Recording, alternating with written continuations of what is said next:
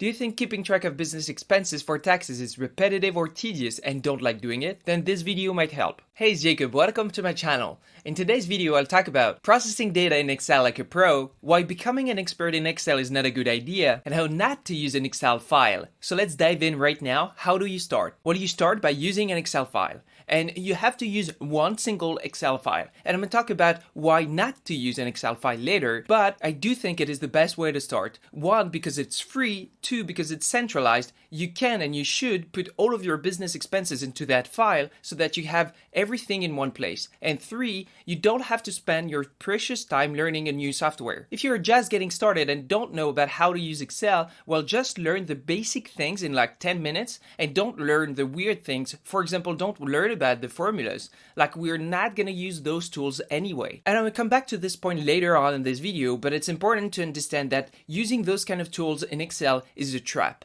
Now, what if you want to use an external software? Well, that's definitely an option, but there are a few things you need to be careful about if you're going that route. And there is a video that appears right now where I talk about it. In short, the first thing is there is a hidden cost to it, meaning they will only charge you on the back end when you are already invested in it and you need more features. The second thing is you won't be able to expand on it because it won't be yours. And the third one is a little insidious, but that might be the most important one. The backend systems and workflows inside your business will start relying on that software more than they should. What does that mean? It means you won't have the leverage, and if the software provider decides to change the software in a way that you don't like, well, you'll kind of have to put up with it because you don't have a choice. So now let's move forward. Second thing you need to do is make it clean and simple. What does that mean? Don't be sophisticated and only keep track of the following: the amount, the date, the category, and additional notes. And this last one is optional. Now, in case there is an audit, you do need the receipts, so create a folder called receipts and put all of them in it. Now, you might want to link all of the receipts that you have in that folder with the business expenses that you have in the Excel file. And I'm going to talk about how to set up a simple system that will do that for you in a second, but let's move on for now. Tip number 3, don't use the Excel file yourself. Now, why not? Isn't it the point of having an Excel file to be able to use it? Well, in that case, not really. Doing data entry and inputting data might be one of the worst use of your time and energy. Now, even if you don't mind doing it, the problem is you can make mistakes, and when we're talking about keeping track of business expenses for taxes, these mistakes can be costly. Also, what if you have time right now, but for some reason you don't in the future? For example, what if your business scales? The problem is if you don't have this set up from day one, then some of the weirdly formatted things that you did manually will make it 10 times more difficult to do it later. If the number of expenses you need to keep track of increases, your system will break. You won't be able to keep track of them. So what will be the end result of this? Well, you'll have to waste time fixing errors in Excel, and if you think data entry is bad, well, you never had to fix errors in Excel. Not only is that going to be a very time-consuming process, if you don't have backups of your business expenses, well, you won't be able to fix it. So how do you do it? And that's the reason why you shouldn't get fancy about using the tools within Excel, like formulas. You want your Excel file to basically be raw data. You can make it pretty and beautiful to look at, but don't use weird formulas that are very complicated to use so that you can manipulate the raw data outside of the Excel file. The processing has to be done outside of it. I'm going to come back to this point in a second, but the point is, anything that you want to calculate based on the business expenses that you have in your Excel file has to be done outside of it. Because one, it's more reliable to do that way, and two, if you want to change your database from the Excel file to something else, it's extremely easy to do that. So now let's come back to how to do it. So earlier, I talked about the receipts thing and why you needed to set it up automatically. So here's how. So there are different ways to do it. That depends on what you want to do, but here is one example. Step 1,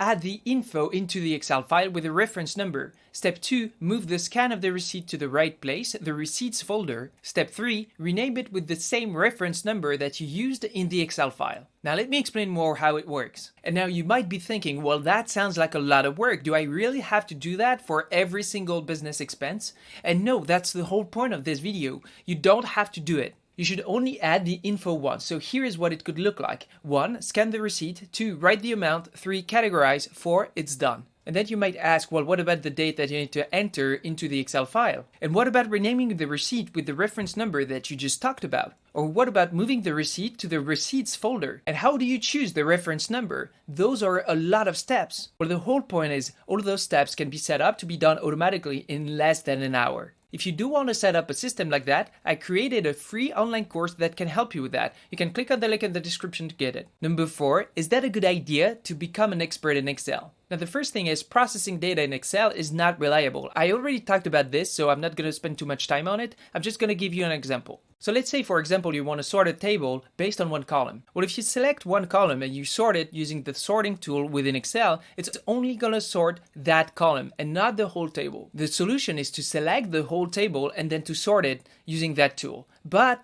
it doesn't always work. It only works for certain types of tables. Now let me ask you a question. How boring does your life have to be to get to the point where you know those kind of things? Now if the point of your business is to sell your skills in Excel, then sure, become an expert at it. But otherwise realize that it's an actual job, and if you're going to make that decision, just know what you're getting into. Next up, what about learning VBA? So if you don't know what VBA is, it's just the programming language that is pre-installed in Excel. There's a video that appears right now that answers specifically the question whether or not you should learn VBA, but the gist of it is that might have been a very good idea 30 years ago when VBA was a viable option. But today, if you ask people that don't have a programming background what they think about VBA, they'll tell you that it's not user-friendly at all compared to other programming languages. So that's the first thing to keep in mind. The second thing is you won't be able to leverage it as much as other programming languages in your business. So now that you know what not to do, let's talk about what you can do today. And it's creating your own tools that you'll be able to leverage for years and years and years. So if you want to go that route, here's a few tips that I can give you to get started. The first thing is learn a real programming language, not one that is outdated. Do a little bit of research to choose the right one that will actually fit your needs. Now, I don't want to give you anything specific because that depends on what you want to do, but if you really have no idea and you don't want to invest the time to do your own research, you can choose Python. Now again, do your own research, but the reason why I recommend this one is because it's actually friendly. You don't need to learn about object-oriented programming to use it, and there is a ton of resources,